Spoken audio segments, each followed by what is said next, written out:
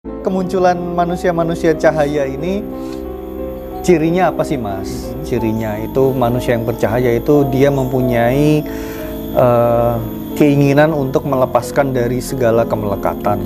Itu biasanya yang paling gampang disadari. Dia sudah tidak memerlukan, termasuk belief-belief gitu ya. Ya, pemahaman-pemahaman. Dia ingin mencari pemahaman spiritual dari dirinya sendiri. Energi itu kekal, dia tidak bisa dihancurkan, tapi dia bisa ditransformasikan. Maksud saya seperti ini. Energi misalnya negatif, kita bisa mengubah energi itu menjadi positif kan. Nah, bagaimana mengubah energi itu dari negatif menjadi positif?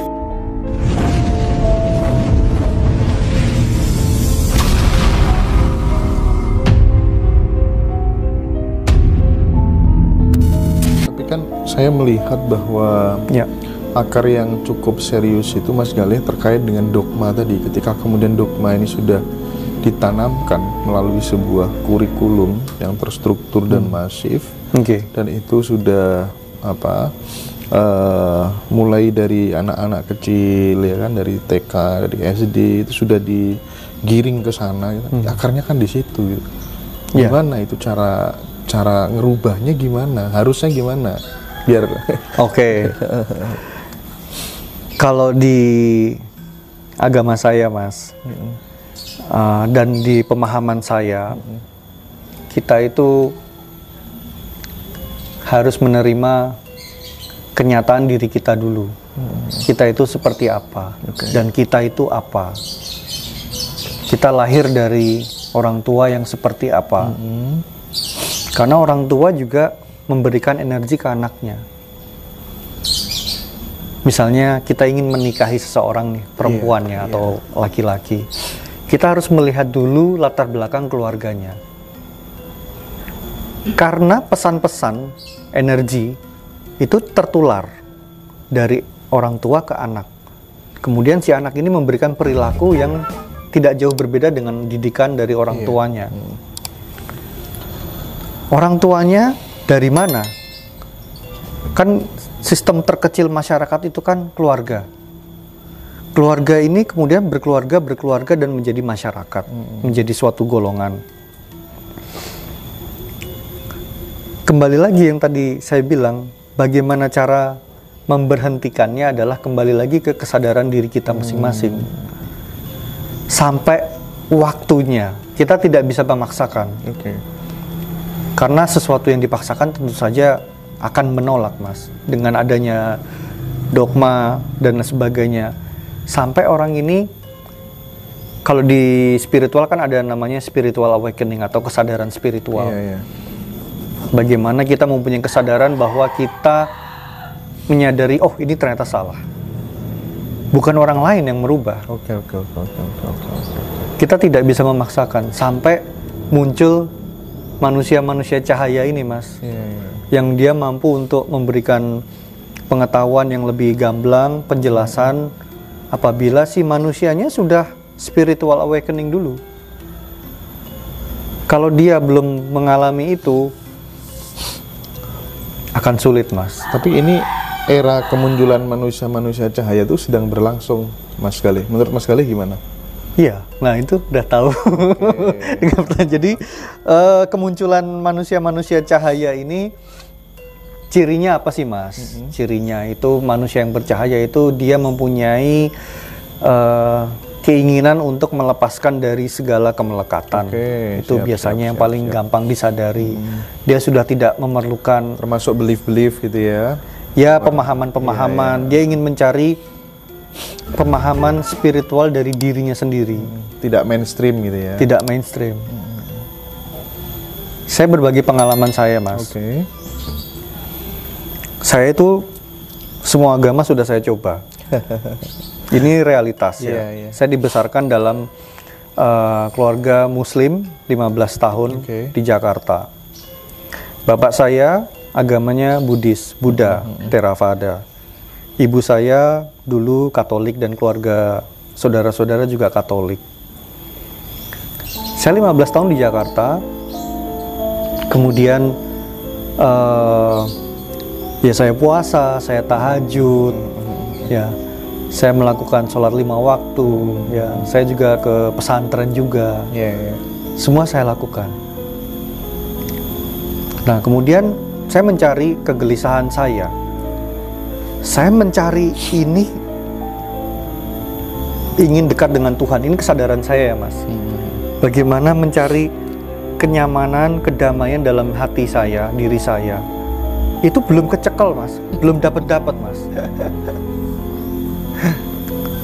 Ya, kemudian saya pulang ke Solo, latihan dengan almarhum bapak saya. Dia tidak pernah mengajarkan agamanya dia. Dia cuma bilang, "Yo ikut bapak ke gunung, oh ikut bapak ke candi, ke pantai." Latihannya di alam, Mas. Latihan di alam, diajak ke ya pinggir pantai, main musik di sana, diajak ke gunung ya main musik di sana. Ya, saya main alat musik, saya bergumam, nyanyi dan lain sebagainya. Sampai saya betul-betul merasakan kedamaian. Jadi kita memerlukan praktik ini, Mas. Kemudian saya masuk ke Kristen. Karena suka nyanyi. Masuk ke Kristen saya. Beberapa gereja saya masuki. Kemudian ke Katolik juga saya masuki beberapa gereja. Ya, saya bilang ke pastornya, saya bertemu dengan para ulama juga, pemuka agama. Kemudian itu pun belum dengan apa yang saya inginkan, Mas. Belum sesuai ekspektasi. Belum sesuai kenyamanan tubuh saya. Karena saya mencoba untuk melepaskan semua ekspektasi, Mas. Karena kalau kita masuk melalui ekspektasi, wah itu nanti hasilnya akan sakit, menyakitkan. Siap.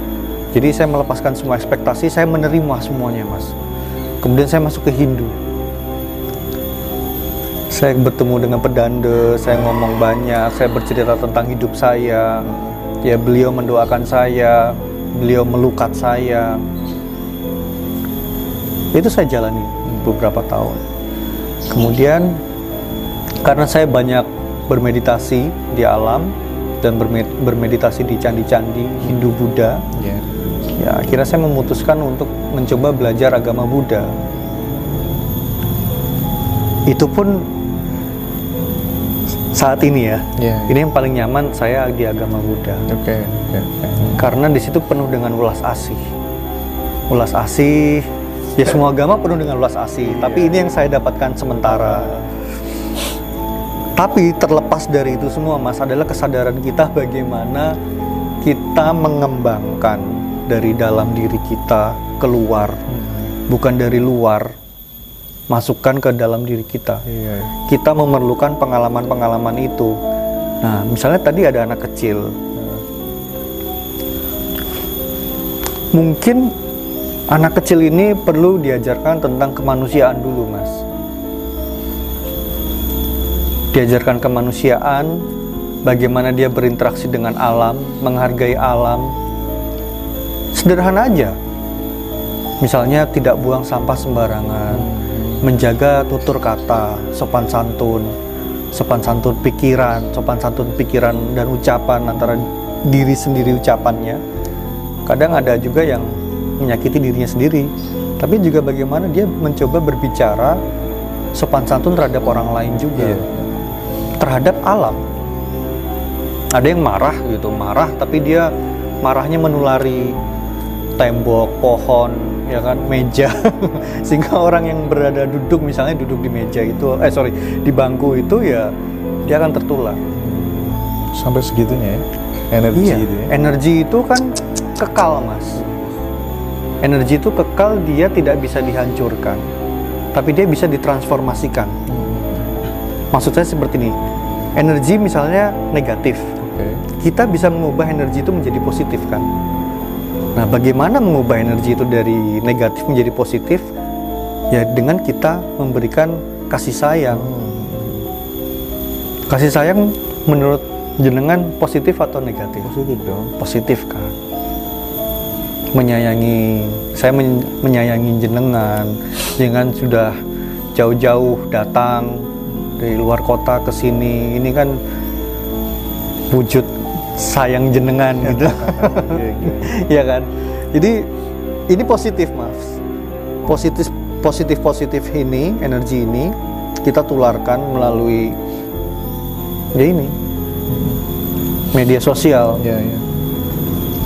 Harapannya memang hilangkan ekspektasi dulu. Tapi kita mempunyai harapan. Harapannya mampu untuk menyentuh ranah jiwa. Istilahnya jiwanya diketuk.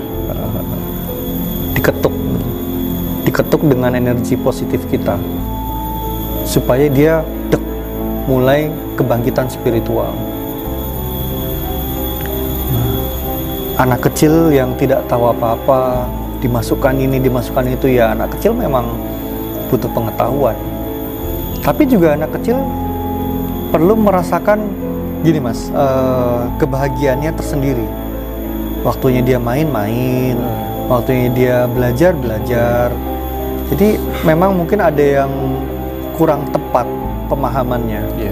Kurang tepat pemahamannya bagi seorang orang tua untuk segala hal dipaksakan. Kowe dadi ini, ajaro iki, kudu iso, nek ora tak setrap. Jadi modelnya ancaman mas. Saya termasuk anak kecil yang banyak diancam. Betul. Karena misalnya waktu kecil, nek kamu nggak sholat, kamu tak gebuk pakai sapu.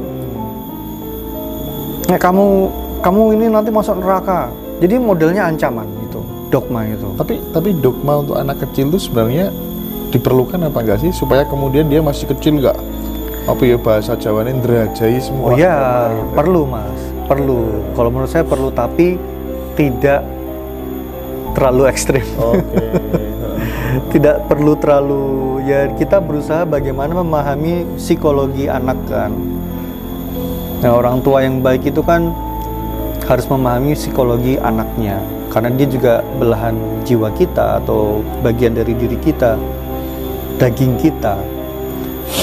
Kalau kita berbicara misalnya kasar atau apa, itu kita berbicara dengan diri kita loh. Coba kalau dalam setiap orang tua memperlakukan anak, ya itu penuh menjiwai bagaimana menumbuhkan kasih sayang terhadap dirinya. Saya punya anak 3. Ya dia mau apa silahkan, bebas. Tapi kalau ada hal yang tidak baik, ya pasti saya akan memberitahu, bukan melarang. Sifatnya bukan melarang, tapi memberitahu. Misalnya dia terlalu banyak main gadget,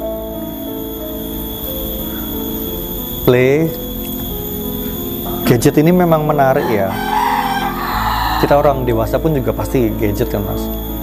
Memang menarik, banyak pengetahuan, kamu bisa mendapatkan kebahagiaan di situ. Coba, jadi saya ikut main mas. Saya ikut main gadgetnya. Wah ini kok terlalu ini ya ta. Jadi saya mengajak dia diskusi untuk membuka pemahamannya dia bagaimana menumbuhkan pilihan. Ini baik, ini tidak. Ini baik, ini tidak. Jadi si anak ini harus ditumbuhkan rasa kepercayaan lewat dirinya. Stimulus ya. Stimulus mas. Bukan langsung kemudian ngejudge. Bukan. Oke. Bukan. Menarik, ini penting untuk semua orang tua ini. Iya. Karena ada orang tua yang memaksakan kehendaknya. Misalnya waktunya tidur. Orang tuanya masih main gadget. Itu loh mas. Jadi anak ini merasa diperlakukan tidak fair, tidak adil. Benar. Dalam dirinya aja, di dalam sebuah sistem tatanan masyarakat terkecil keluarga, dia merasa tidak adil dalam sebuah keluarga. Apalagi nanti dia ketika sudah dewasa, bagaimana dia adil terhadap orang lain? Jadi memang harus mempunyai kesadaran dulu. Si anak ini harus diberikan stimulus-stimulus supaya dia menjadi pribadi yang bijaksana. Gitu. Nah, saya tertarik tadi dengan yang kemudian pencariannya sekarang mungkin tetap on the making ya. Jadi tidak berhenti di satu titik, tidak merasa final ya Mas Gale ya. Iya. Ketika di Buddhis begitu. Saya dari kecil Muslim mas. Cuman udah berapa tahun ini video yang saya puter itu Bante Panyavaro terus ketika di jalan gitu. Saya nggak tahu ya. Saya tuh merasa pas banget ketika beliau berikan yang namanya cerita-cerita. Kan beliau tuh ceritanya banyak banget, dan dari cerita itu kita tuh bisa, oh iya luar biasa, kita bisa ngambil pencerahan langsung gitu. Esensi daripada ajaran yang sering disampaikan oleh beliau itu sebenarnya apa saja, Mas? Ya, Bante Panyavaro itu sahabatnya almarhum bapak saya. Ya, Bante Panya juga termasuk yang meresmikan Padepokan Lemah Putih ini, Mas. Itu tahun 85. Beliau juga memberikan pohon bodhi. Di sini ada 2 pohon bodhi langsung dari India. Yang satunya lagi ditaruh di Wihara Mendut, tempat Bante sekarang. Mas Galih pernah ke sana kan? Ya, makanya kita selalu mempunyai hubungan ini, tali asih, tali jiwa ini. Jadi kalau di Buddhis apa yang diajarkan Bante itu ya segala hal berasal dari kesadaran pikiran, penyatuan antara pikiran dengan jiwa, dengan hati ya. Ulas asih itu harus ditumbuhkan di mana saja kita berada, supaya kita mempunyai kesadaran kalau saya bertemu dengan orang, apakah saya posisinya seperti apa? Harus mempunyai kesadaran saya harus seperti apa. Bante selalu menyadarkan pribadi-pribadi untuk merefleksikan dirinya, supaya tidak terjadi hal-hal yang menyakiti, terutama menyakiti dirinya sendiri di kemudian hari. Mungkin saat itu tidak menyadari, tapi mungkin di kemudian hari mampu menyakiti dirinya sendiri. Ya, menumbuhkannya dengan cinta dan kasih itu. Jadi selalu selalu menstimulus orang untuk berdharma, untuk baik, ya, tanpa memandang siapapun. Tanpa memandang siapapun, tanpa mengharapkan sesuatu. Kita berbuat baik, ya kita tulus berbuat baik.